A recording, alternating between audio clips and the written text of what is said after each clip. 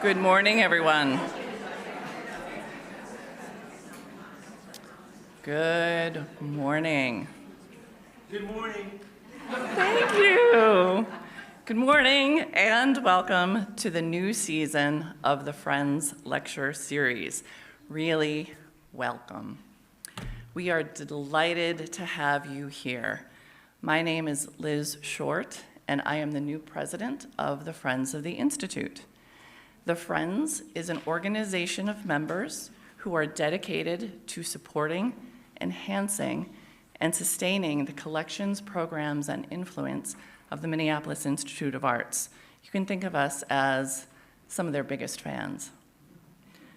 Focused on our core values of belonging, learning, and giving, we aim to build a welcoming community within the museum, having fun together while doing good work for Mia, the Friends, and the public. Our lecture series is a direct result of those efforts. We offer 9 lectures to the public each year, free of charge. If you wish to know more about upcoming lectures, I urge you to grab the bookmarks out there, on the back of which you'll see all of our lectures for the year. It is literally a season of learning at your fingertips. Of course, the Friends would not be able to offer this wonderful gift to the community without the generous support of the Mark and Mary Goff Fitterman Fund. Mary was a friend in all ways to our organization. She fully embraced the value of learning and created an endowment that allows us to offer these lectures in perpetuity. Mary loved the arts, but she had a special fondness for fashion, jewelry, and decorative arts. Her influence can still be felt and seen in our series today. We are so grateful for her extraordinary vision and gift. The Friends offers other events in addition to our lectures. You may have seen some scrolling on the screen while you were sitting down.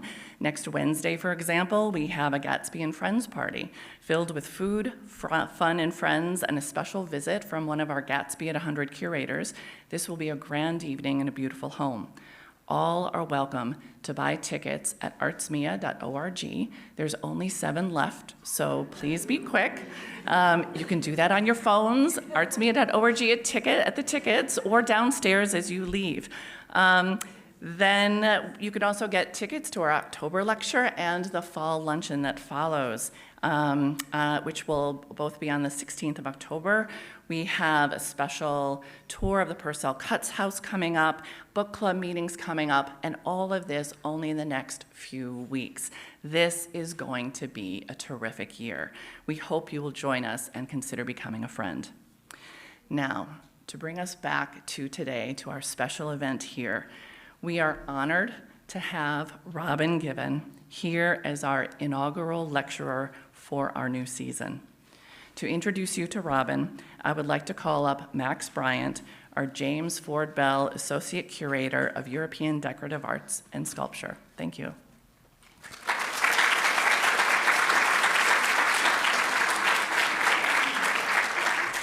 So I'm thrilled to introduce you to one of the most distinctive and important voices in American criticism of the last 25 years, Robin Givhan. Many of you know her best as the Pulitzer Prize-winning fashion critic for the Washington Post, where she worked from 1995 until her semi-retirement earlier this year. A Detroit native, she began her career at the Detroit Free Press before moving on to the San Francisco Chronicle and Vogue.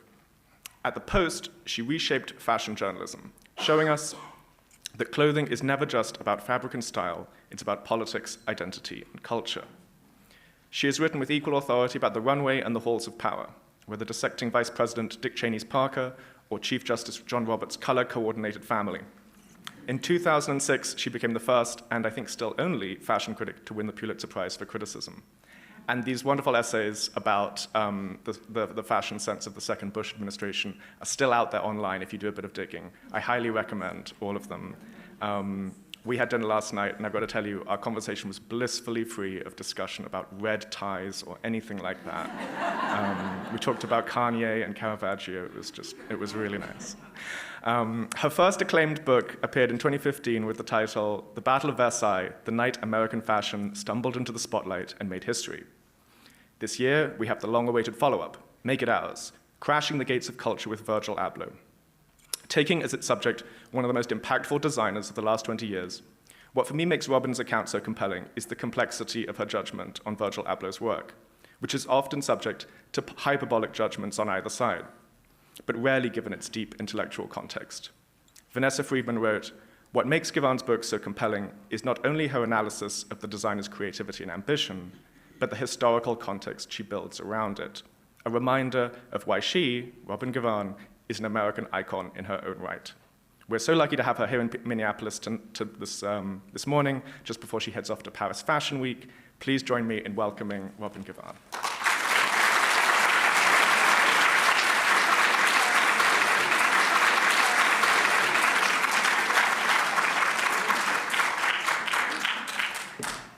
Hello there. Thank you for that lovely introduction. I'm just going to organize myself a little bit.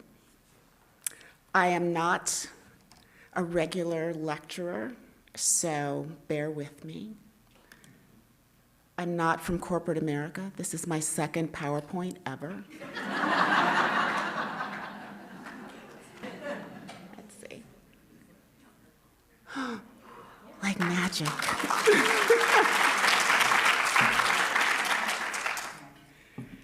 So, again, good afternoon, and thank you very much for having me. I am really thrilled to be here to talk about Make It Ours, Crashing the Gates of Culture with Virgil Abloh. And I want to just give you a little heads up about these photographs. They're on a loop because I worried I would not be able to speak and chew gum and walk at the same time. But they are also in a bit of a chronological order. They sort of start with Virgil's high school days as a 17-year-old on the soccer team, his final project in architecture school, his arrival in Paris for his first fashion week alongside his friend Kanye West. There are also images of him with graphic designer Peter Saville, whose work on album covers for New Order and Joy Division inspired him. There are pictures of designers, Edward Buchanan and Oswald Boateng, groundbreaking Black designers who were not the beneficiaries of social media and sneaker culture, and whose work did not puncture popular culture the way that Virgil's did, but whose presence allowed Virgil to succeed. And, of course, there are pictures of his work for Off-White and Louis Vuitton. Virgil made history in 2018 when he became the first Black designer to lead Vuitton menswear since the brand's founding in 1854. He rose to that post never having attended fashion school. He had not apprenticed for a long list of other designers, and he was not a Nepo baby. He studied engineering and architecture. He was a DJ, he loved skateboarding, and he worked as a creative director for the artist formerly known as Kanye West. Temperamentally, Virgil was everything that Kanye was not, which is to say that he was even-tempered and open-armed. Virgil launched his fashion career in 2012 when he silk-screened his own logos on discontinued Ralph Lauren rugby flannel shirts. He captured the imagination of sneakerheads when he collaborated on designs for Nike. He built a rousing community of supporters, collaborators, and admirers using social media. He was a fashion disruptor. And in many ways, he forced the question, what exactly are we talking about when we talk about luxury? His career was sadly cut short in 2021 when he died from a rare form of cancer. He was only 41. His fans mourned him as though they'd lost a dear friend. And I wanted to understand how Virgil was able to skyrocket to the top of the fashion industry in such a short window of time. I wanted to understand why his fans loved him so. even when his clothes could sometimes, and I'm going to say it, be derivative or ill-fitting. I wanted to know how Virgil changed fashion, but even more, I wanted to understand how the fashion industry itself had changed so that Virgil's success was even possible. Virgil's story reflects a shift in our relationship to designer fashion and in our understanding of luxury.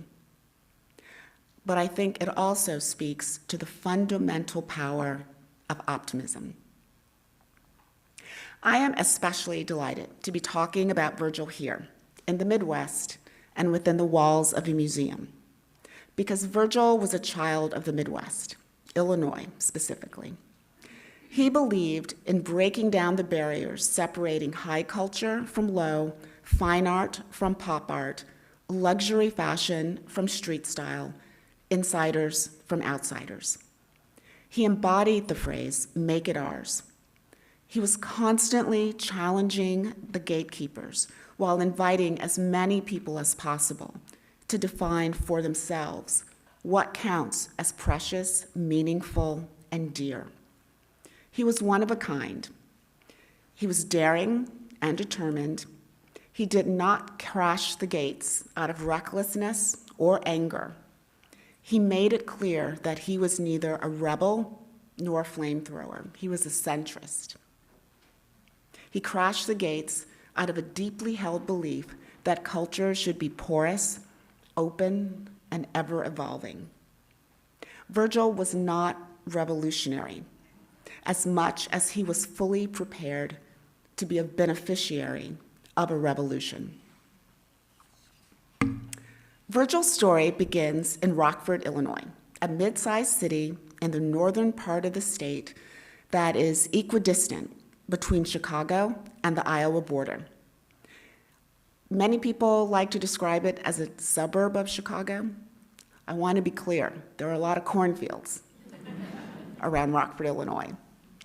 I begin the story there because, as a high school student, when Virgil was a high school student, because throughout his career, his mantra was that everything he did was to impress his 17-year-old self. He believed in the aesthetic eye of teenagers.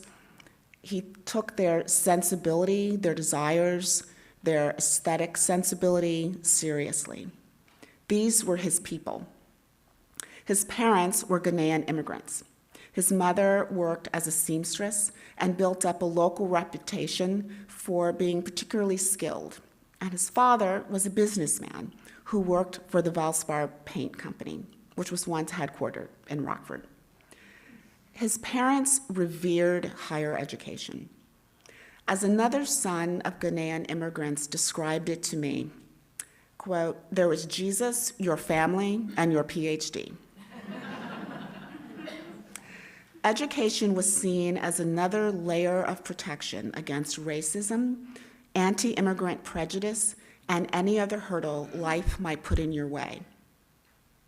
And whenever people described Virgil and his background, they would say he was the son of Ghanaian immigrants.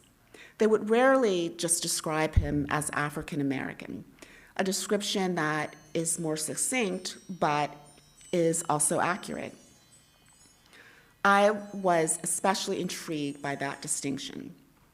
Designating him the son of immigrants, it seemed to me, allows America's history of enslavement, Jim Crow, discrimination, affirmative action to be less central to his story in many ways.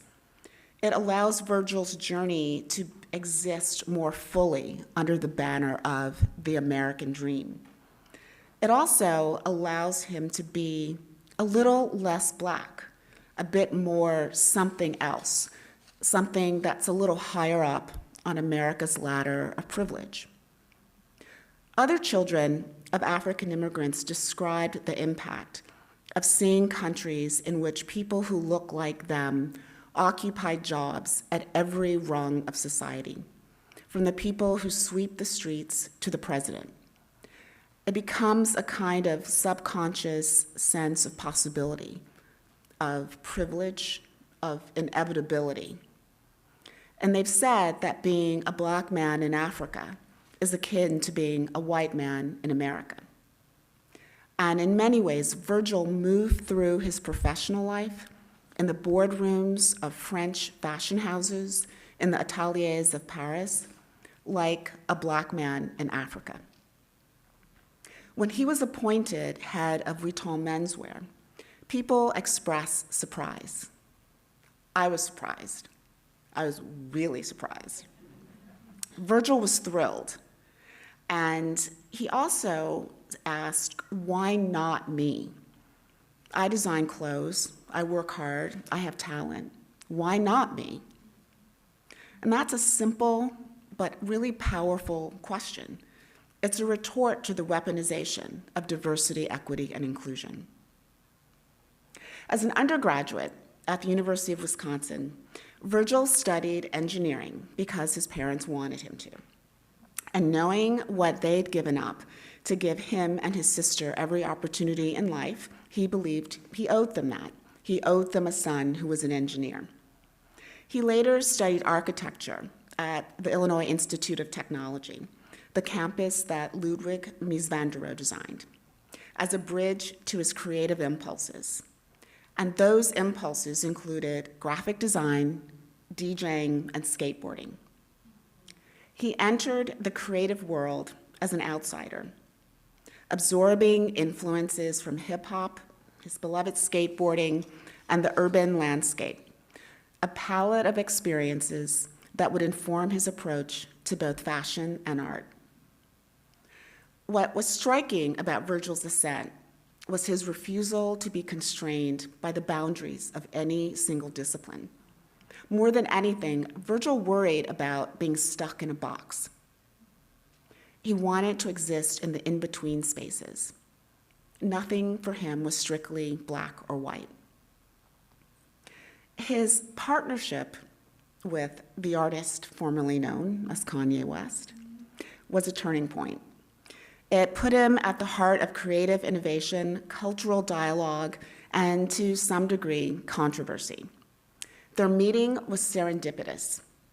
Virgil's skill in graphic design, which he learned Adobe when he was in graduate school, caught the attention of someone in Kanye's circle. And Kanye had this unbridled ambition. And at the top of his list of desires was to build a fashion brand. And Virgil had a gift of gab, and he could keep up with and feed off of Kanye's nonstop imagination. In this particular iteration of Kanye, he was rising as a performer. He was a different kind of hip-hop artist. And he spoke about religion, faith, vulnerability, and art. He had the financial means to indulge his intellectual curiosity, and Virgil could put a kind of organizing structure around Kanye's wild ambitions. And together, they blurred the lines between music, fashion, and social commentary. And I want to pause for a minute to just sort of consider the relationship between these two young black men. You know, it can be challenging for young men to find their tribe when their interests are so expansive, when they exist outside of the cliches and sort of the expectations of what they should be interested in. It can be challenging for any young person, and Kanye glommed onto a vast array of young creatives who wanted to talk about fine art, who wanted to talk about fashion, who wanted to talk about building their own businesses, who were deeply interested in entrepreneurship, and who just wanted to be creative. And he also had the financial power to be able to finance some of these dreams. He had the name recognition so that his phone calls would be answered. And in that particular moment, to be caught up in that kind of cyclone of creative ambition was invigorating. In 2012, while Virgil was working with Kanye and traveling the world well over 300 days a year. He wanted to do something for himself, and he created something called Pyrex Vision. He called it his art project. Its signature feat was his reworking of discontinued Ralph Lauren rugby flannel shirts. He bought them for about $34 each. He silkscreened them with the word Pyrex and the number 23. 23 was a reference to Michael Jordan's basketball number, and Pyrex tapped into sort of drug culture, the rap of the Virginia Beach duo Clips, and sort of hip-hop insider knowledge. The name of the collection reflected Virgil's belief that fashion could make a space for both a purist, someone who knows or wants to know every detail about a brand, and the tourist, someone who was an outsider, who knew little about the history of a brand, but maybe just thought the graphics were cool. The name reflected, or that dichotomy, I should say, reflected the feelings he had the first time he went to Paris Fashion Week. This is a picture of that. What great timing I had. He was there with Kanye and his posse, and it was a pretty chaotic picture. As you saw, they were dressed in what they imagined one wore to a fashion show. The colors, the crazy prints, they had briefcases, for heaven's sakes. No one brings a briefcase to a fashion show. One executive said when he saw them with the briefcases, he wondered, what do they have in there, their lunch? They were the ultimate tourists. All that was missing were the fanny packs. But when Virgil created Pyrex Vision, he sold those shirts that he bought for about $34 each, shirts that he had neither designed nor manufactured, that he had only silk-screened his creative marks onto, for $550 each. And they sold out. Now, aside from the sheer audacity of it all, I think there was a pretty provocative subtext. No other designer so fully embodies what we think of as the American dream as Ralph Lauren. He is the closest thing that the country has to a so-called national designer. He dresses our Olympic teams. His philanthropy helped to preserve the original flag that inspired the national anthem. He dresses first ladies of both parties. He dresses presidents. We don't have a national uniform, but you could make a pretty strong case for a pair of jeans, a polo shirt, and a navy blazer, courtesy of Ralph Lauren. With Pyrex Vision, Virgil quietly argued that those $34 Ralph Lauren shirts, the embodiment of the American dream, were far more valuable after he placed his mark, his imagination, his creativity on them. He made the case that those shirts, the American dream, was more valuable because of his place in it. And then, in 2013, he founded his signature fashion brand, Off-White. With that brand, Virgil challenged fashion's long-standing hierarchies. He introduced quotation marks as a nod to his obsession with irony. He'd print "for walking" on the side of a pair of boots or a little black dress on a dress.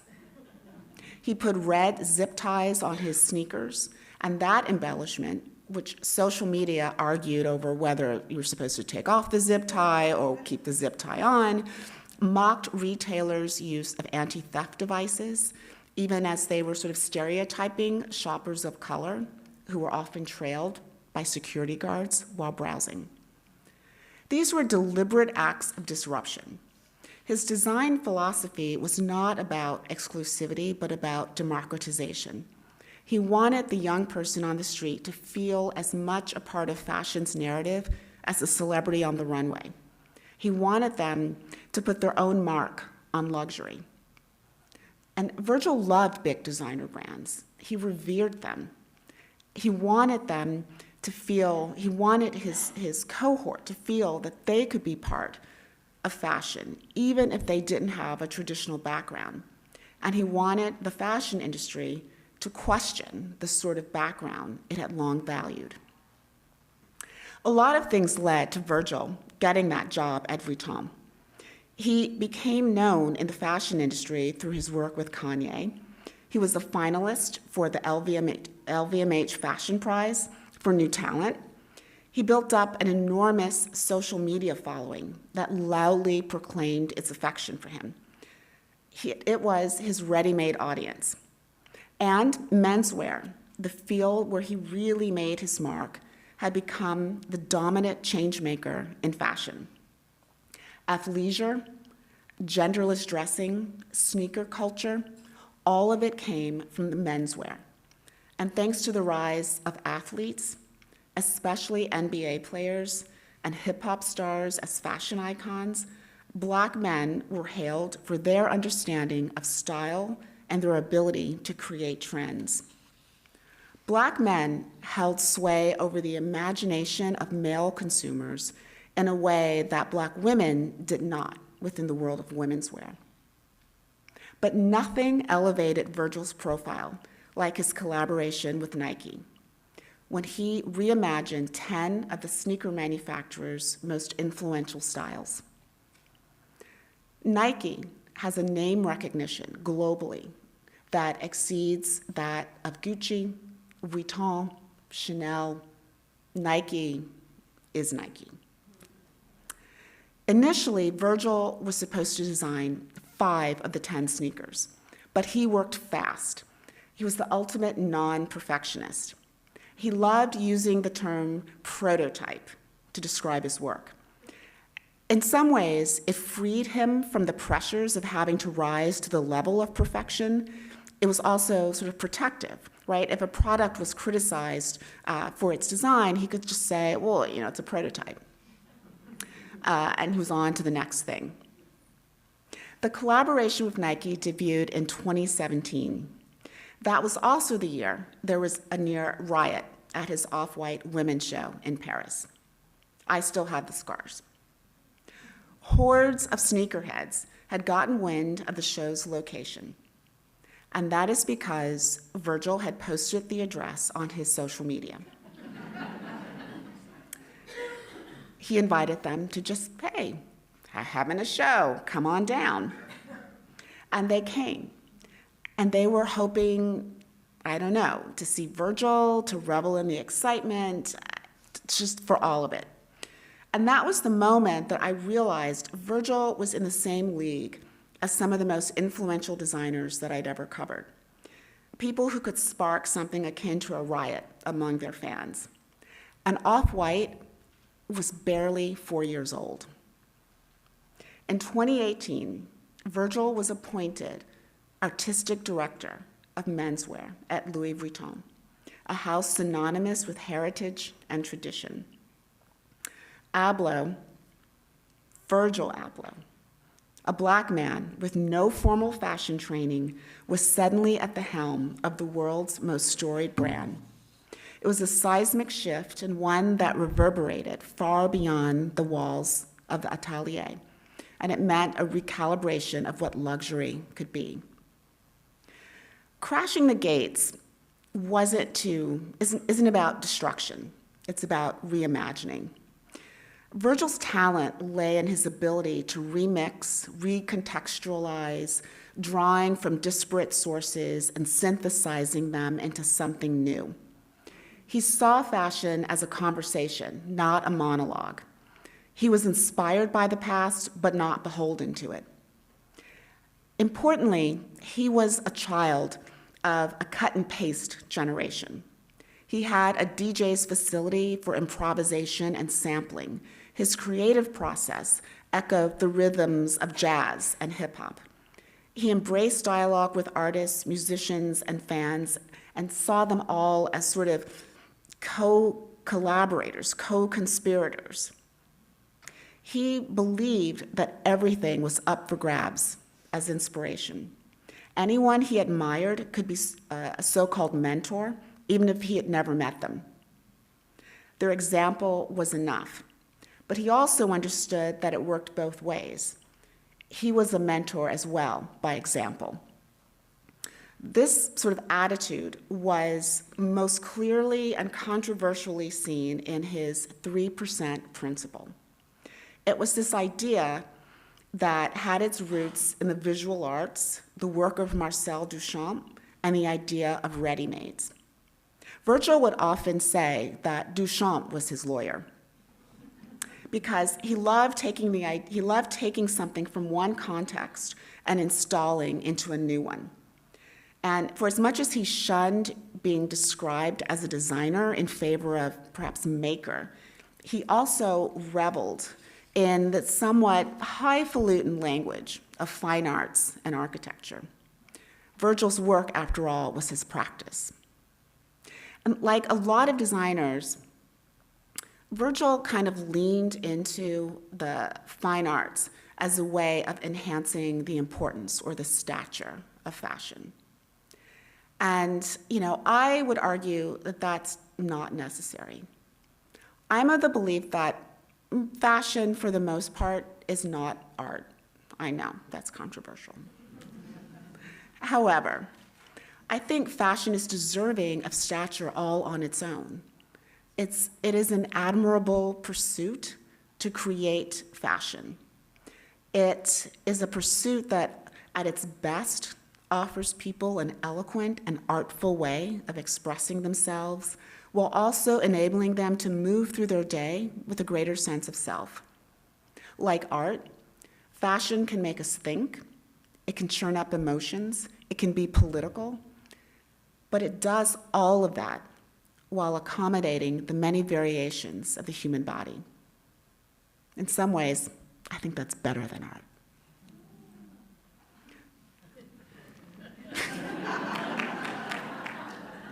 Ooh. Side note, I don't know if you've ever seen The Devil Wears Prada, but there's a fabulous scene in which someone expounds on designers and the best designers throughout history, and essentially says that people get to live their lives in this incredible, artful expression. That's why I think it's better than art. But back to the 3% rule. Virgil would say that if you took a pre-existing work and altered it by 3%, you created something completely new. We know that's not true. And copyright lawyers would tell you that's not true. And Virgil was, in fact, the recipient of many cease and desist orders, including one from the United Nations for the use of its logo. And the philosophy also kind of put him at odds with much of the fashion industry, which believes that originality should be revered, that homage is flattering, but taking without attribution is just theft. And in one particularly high-profile case, he was sued by April Walker. April Walker is one of the few founding mothers of hip-hop fashion, a Black and Latina woman who was stunned to see that Virgil had used what customers recognized as her logo on some of his sportswear without her permission. And her hurt wasn't simply because of the unauthorized use, but also because it seemed that the overwhelming excitement surrounding Virgil blinded people to the degree to which she was being injured, someone who'd helped to lay the groundwork that made Virgil's success possible. The lawsuit was eventually settled, but it was a reminder that Virgil's zeal for disruption could cause collateral damage, sometimes to the very people he was keen to uplift. Virgil's disruption extended to the most fundamental aspects of design, particularly what we consider luxury. Who gets to participate, whose voices are heard, whose stories are told, how we even define it. He challenged the industry to open its gates, to welcome new talent, to reflect the diversity of the world beyond its runways. Once, a luxury product was something that was rare, of impeccable craftsmanship, and meant to last. Today, the term is used somewhat recklessly. It's applied to or claimed by anything that's expensive. Builders describe their McMansions as luxury, mostly because they're big. And maybe they have stainless steel appliances and hardwood floors. The brand Skims has been described as a luxury shapewear brand because I don't know why.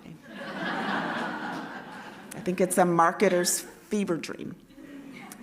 People use luxury to describe anything that's expensive, even if it's poorly made and not likely to last beyond a single season. I interviewed a luxury consultant who advises businesses about whether or not what they're doing, what they're producing is luxury. And she told me that she advises the clients that if they can envision their product in a museum 100 years from now, they'll have a good sense of whether they've manufactured something that is indeed a luxury. And I thought that was a good way to understand luxury. But in thinking about Virgil and thinking about luxury, I also thought about the way various items are sometimes portrayed in museums. Not this one, but in some museums. If you go into certain wings, you will find examples of antique French furniture. Maybe you'll find handmade Italian lace or European china, and they are presented as examples of art and of luxury. But if you go in search of hand-woven kente cloth from Ghana or a singular carved chair from Cameroon, they will often be classified under the rubric of artifact or anthropology, something that is not especially fine and rarely seen as a luxury. And the difference is really in just who's writing the wall text, who's creating the lines of demarcation, and whose value system has primacy. Virgil defined luxury as whatever may be of value to you, to the individual. He believed a pair of sneakers or a t-shirt or a varsity jacket could be luxury if it held meaning for you. And he worked hard to imbue those items with meaning. He wanted them to be a reflection of a generation, of a community, and he wanted a greater diversity of people writing the wall text. Not to say that the handmade lace from Italy or the French furniture were not luxuries or fine or art, but to say that other things can be too, because why not? Virgil's presence at the top of the fashion pyramid was more than a personal triumph. It was symbolic. He became a beacon for underrepresented communities, proof that the gates could be crashed, that the walls could be breached. His work at Vuitton was not just about creating beautiful clothes, it was about creating space, about signaling that Black creativity and street style, which was really just sportswear and didn't need to be placed into a separate category, deserved recognition and respect. Virgil died in 2021. He had a rare cancer that lodged in the heart, and his death was a shock to the industry because he'd kept his diagnosis mostly to himself and his family. His death came in the aftermath of George Floyd's murder and the protests demanding racial justice that erupted across the country and around the world. It came after much of his work had been presented virtually or to a modest number of live guests because of the pandemic. But those circumstances, combined with his own singular history, magnified the feelings about his accomplishment. They created a heightened awareness of what he'd overcome and what he ultimately meant to his fans. It didn't matter so much that his work output was uneven. Virgil, the non-perfectionist, believed in moving forward. Everything, after all, was a prototype. As a centrist, Virgil's nuanced perspective during the protests caused a bit of a backlash. He chided protesters who'd ransacked a store in Los Angeles, and he, in turn, was chided for seeming to place a higher value on things than people. And that was not, of course, Virgil's intent, but he eventually realized that, one, he was no longer talking to a group of friends, he was talking to millions. And two, he recognized that in that moment, there wasn't very much room for nuance, for existing in the gray zone or the off-white zone. In response, he spoke on social media about his own fears as a dark-skinned Black man in a country where sometimes skin color is enough to create suspicion. And if there's anything I wish I could know about Virgil, it's how he would respond in these times. I wonder whether the young man who said he was not a rebel or a flamethrower would feel now was a time to throw a few artistic Molotov cocktails. I wonder if he would have remained a centrist when it so often feels like the center can no longer hold. If Virgil left us with anything, he left us with questions rather than answers. Whether in art, fashion, business, or community, who sets the boundaries? Who's invited to participate? What happens when we dare to imagine new possibilities or dare to recalibrate the qualifications for a particular kind of success? For young creators, Virgil's path is a beacon. He didn't wait for permission. He claimed space. He built networks. He was both humble about what he didn't know and supremely confident about what he did know. His goal was never to dilute luxury or to democratize rarefied designer brands. He loved those brands because they were rarefied, because they signified a kind of financial and cultural achievement. His goal was to participate in the act of making those brands, to make them feel just as much his as theirs, to make them ours. Virgil's legacy lies with the people outside of the industry, with young men silk-screening t-shirts and calling them their fashion line. I highly recommend, if you have children who are silk-screening t-shirts, egg them on, egg them on. His legacy lies with teenagers enamored with designer brands and obsessing about gaining access to them, and with marginalized groups who wonder why the passions and talents of their community are not revered in the same way as the things that delight those in the majority. Virgil's example is not just for those who are trying to get their foot in the doorway of the fashion industry. It's for those who are still trying to figure out where the door is. To inspire those outsiders, Virgil talked a lot about giving them the cheat codes and shortcuts. He wanted them to understand that sometimes the industry just comes up with busy work to keep outsiders out.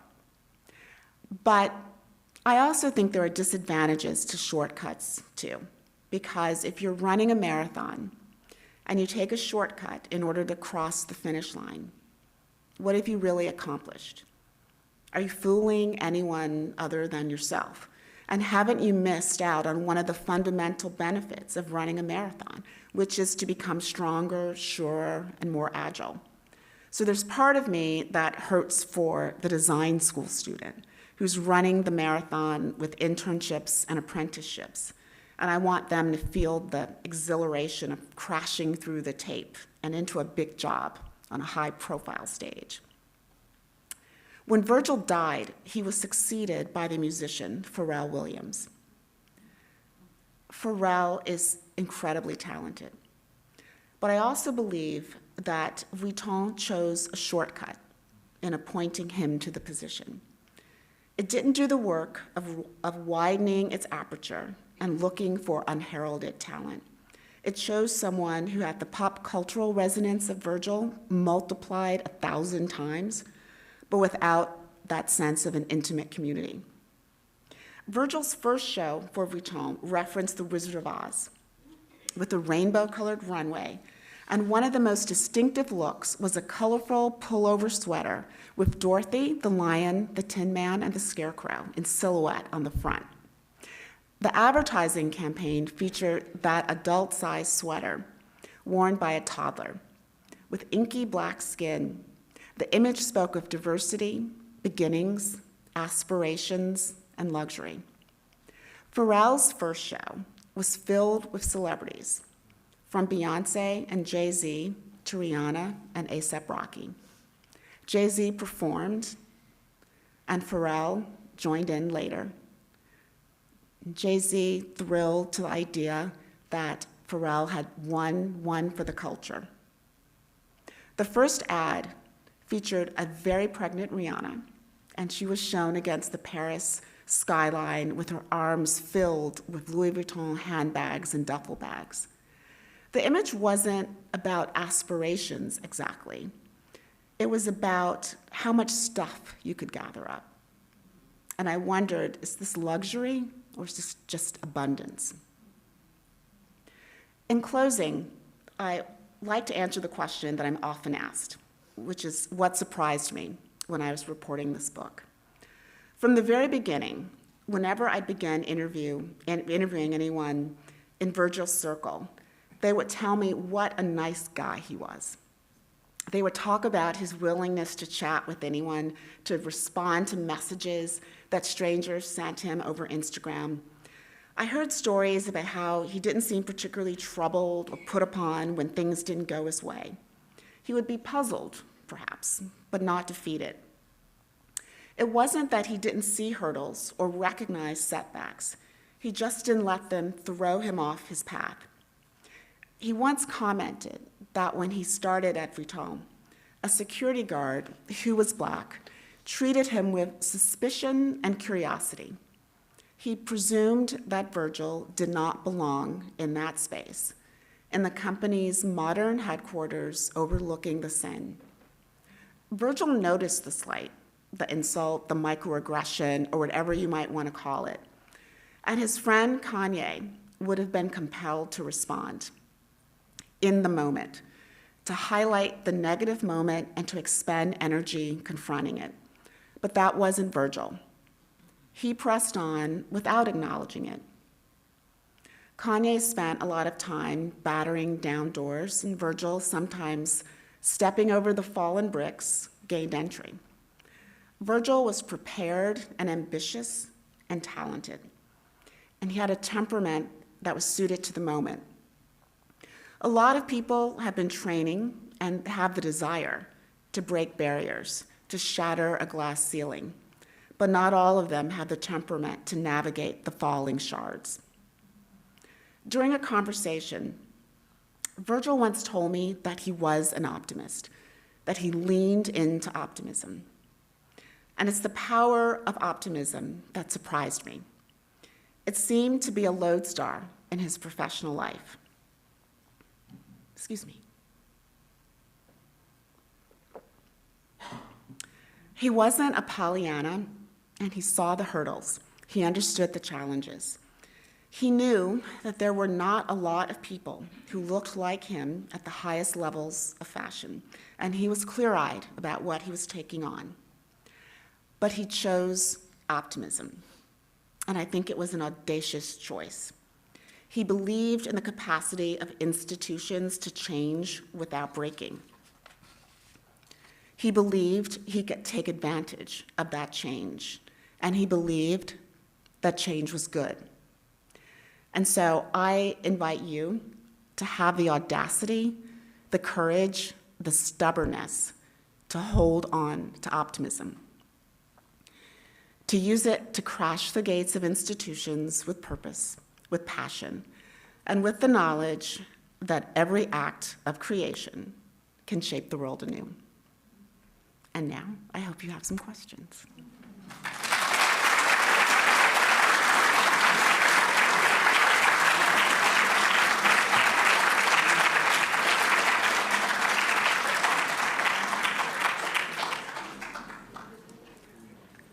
Yeah, yes, sir.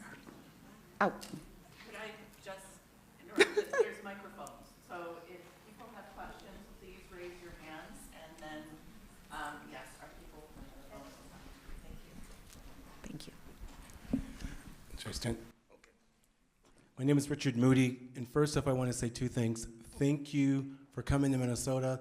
Thank you for the Friends of Mia for taking the opportunity to allow a Black woman to bring her voice and talk truth to art, luxury, about the black man in art in global Minnesota. So give yourselves a round of applause that we took a chance in this time and age where people are being erased, that you came and talked truth as a woman and a woman of color to all of us, inspire us to keep moving forward, black, white, gay, straight, women, trans, to say, speak up, stand up, and represent. Thank you for that. Thank you. Don't be shy, Minnesota.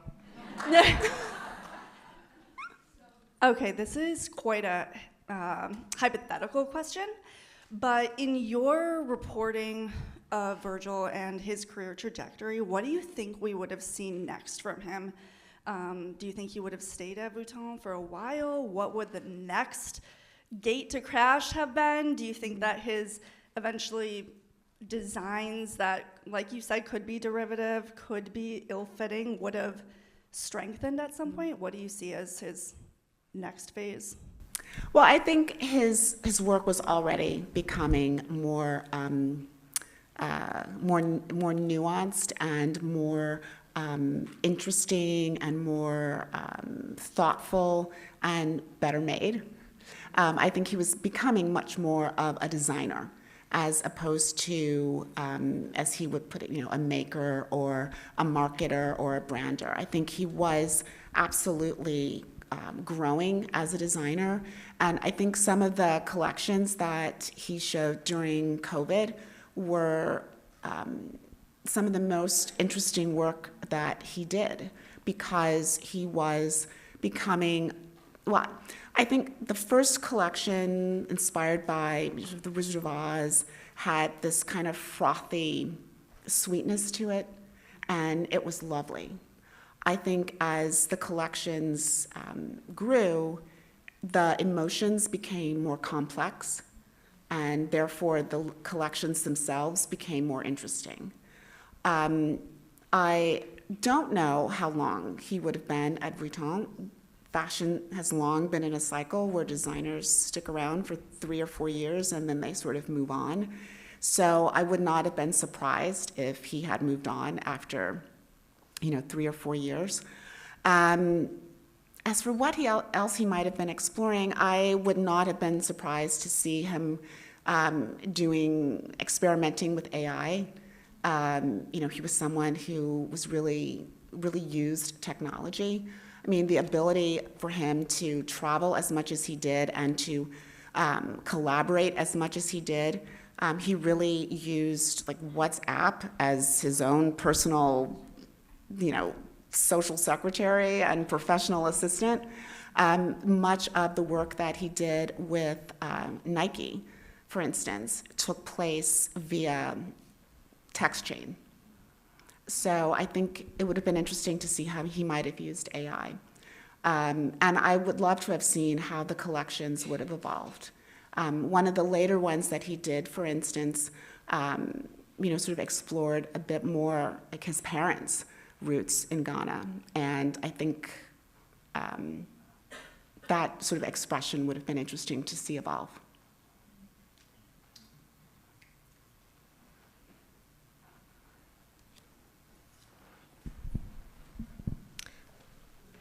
Thank you. I'm wondering if you could, if you have any insight about his reception in and his personal relationship with Ghana particularly, and specifically recognizing that he was at the peak of his power when Ghana was very focused on commemorating the return in 2019, and if that is a relationship that he leaned into, if the government of Ghana or the people of Ghana were particularly focused on claiming him as one of their own as he grew in stature. Well, I mean, they definitely claimed him as one of their own.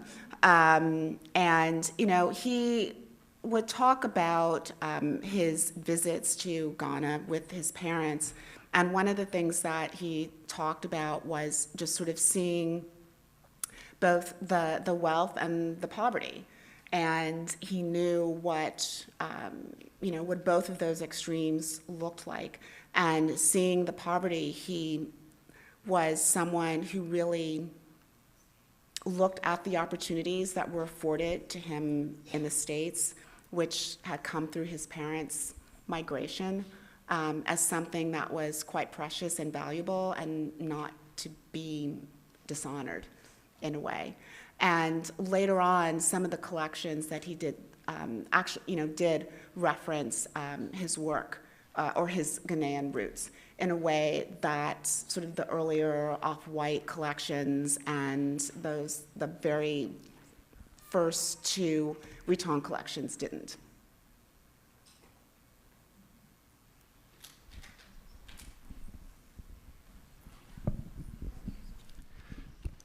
Please forgive me if you addressed this in the first couple of minutes, but I was wondering, did Virgil ever claim any kind of sort of mythological significance from the Divine Comedy and being, the name of the guide of Dante in terms of different levels and, a progression or spanning different stratum of society or?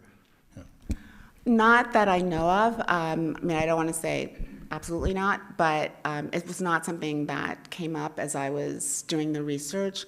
Although I always say that Virgil had such expansive interests and was involved in so many different collaborations that there is another book to be done about Virgil the DJ, and there's another book to be done about Virgil and all of the collaborations, although I'm not sure how you would organize that because he collaborated with practically the world. I mean, everyone from Evian to Mercedes to IKEA to, I'm sure he probably collaborated with like Caribou Coffee.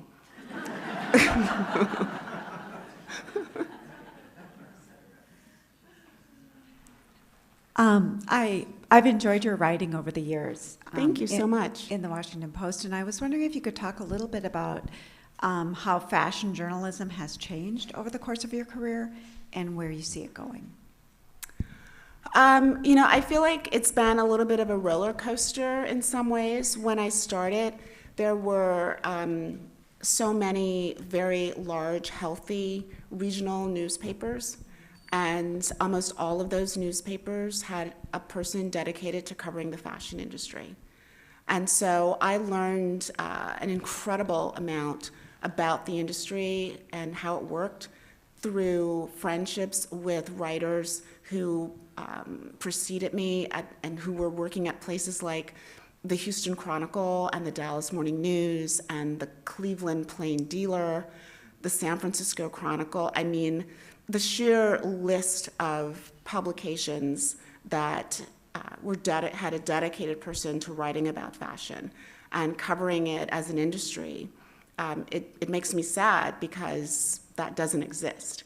And now at fashion weeks, whether in New York or in Europe, the only newspapers that have someone sitting there covering the collections are the Washington Post and the New York Times. Even the Wall Street Journal has someone who represents their magazine, but not sort of the daily paper.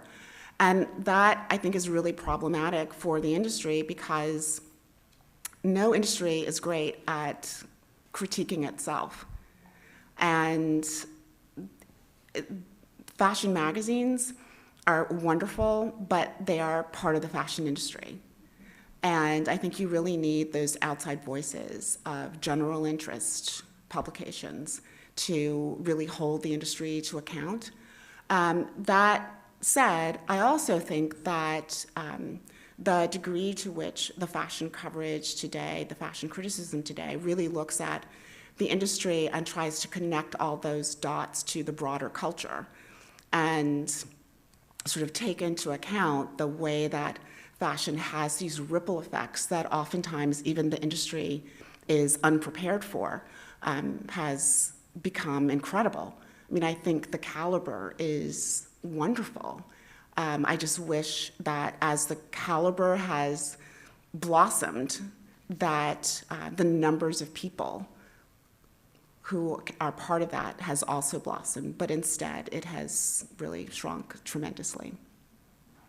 And as much as I love influencers and folks on TikTok, and some of them are incredible, I do think that you need the weight and the resources of an institution behind you in order to do some of the work that I think should be done.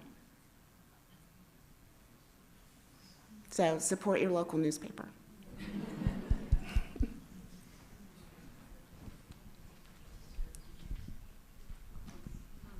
Hi, is this?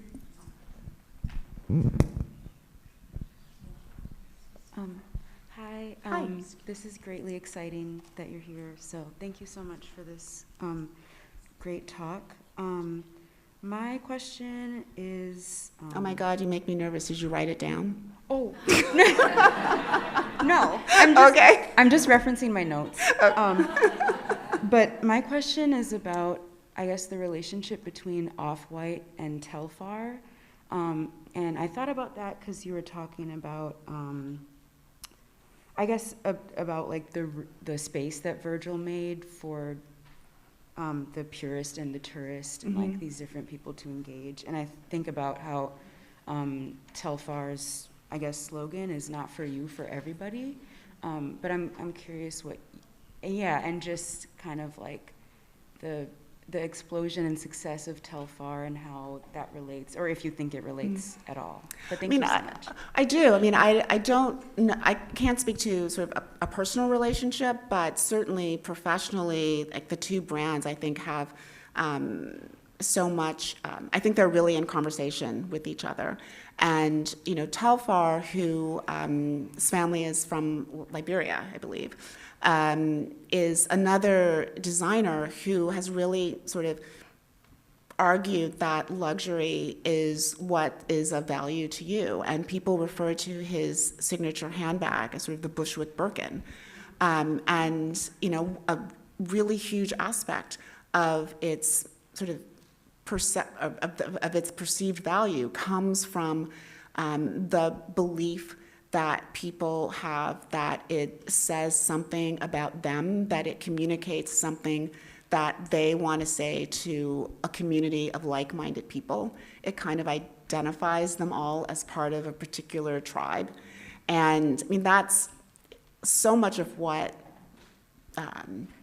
I think a new form of luxury is about, creating this sense of community and this sense of like-mindedness.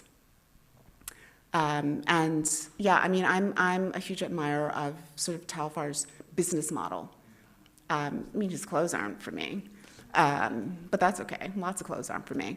But I admire the way that he has been able to really speak to a group of people who love the idea behind brands and designer logos, and has created a brand and a logo that has a value for them that is as deeply felt as what some might feel from Chanel. And for them, I think in many ways, it's better than Chanel because it's theirs. They're not sort of borrowing it, like it's legitimately theirs.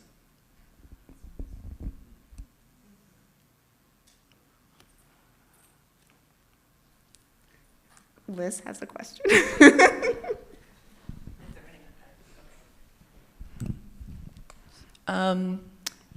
You've answered the question about Virgil's influence and how it's still in Vuitton.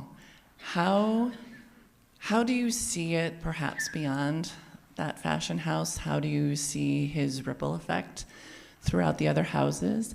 And since you'll be on your way to the Paris Fashion Week, what would you hope to see? What influence of his would you hope to see on the runways today? Well, I'm actually not headed to Paris Fashion Week. I'm headed to another stop to talk about my book. But I do think that, because I'm an optimist, I'll just preface it with that. I'm an optimist. I wish I could say that I see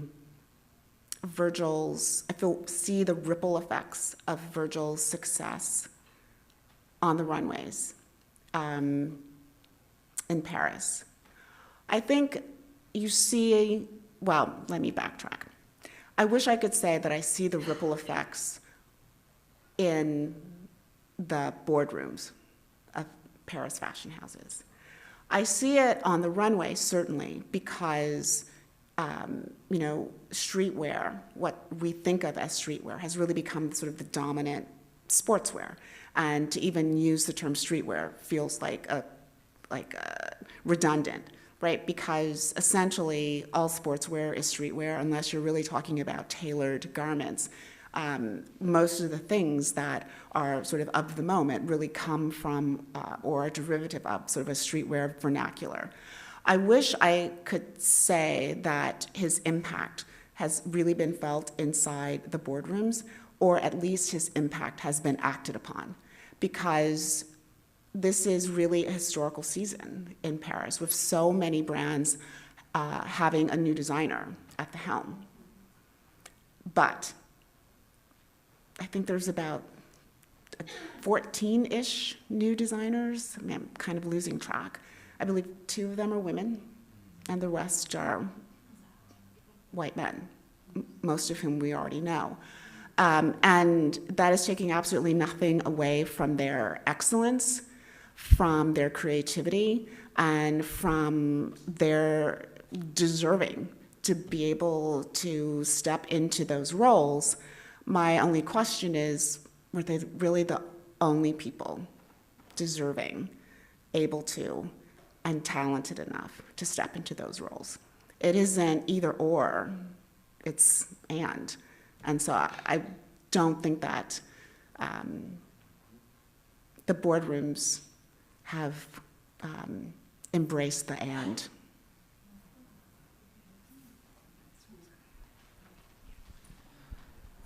I've got one here in the back.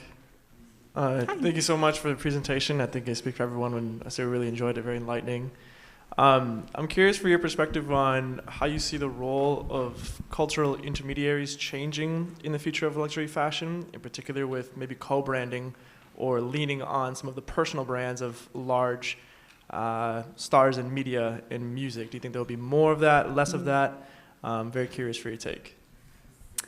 I don't think that will ever shake off the chokehold that celebrity has on our imagination. So yeah, I mean, I think that there will always be that musician, actor, fill in the blank, who launches a brand, and some of them, certainly can be amazing, and some of them just kind of a marketing tool. I just wish that, again, for me, it's not either or. I just wish that for as many or as much investment is put into the designer brand launched by a musician or an actor, there's just, there's sort of equal effort put into the brand that's launched by someone who is just a talented graduate of FIT. Or a talented self-made designer, because we don't know where the next jolt of creativity will come from. And I think we need to just really keep our eyes open for that. Especially now, because, I think the creative fields are places where people really have to step up and make their voices heard even more powerfully and articulately, because things are so complex and hard right now. And I think that the arts are uniquely suited to help people make sense of senseless things.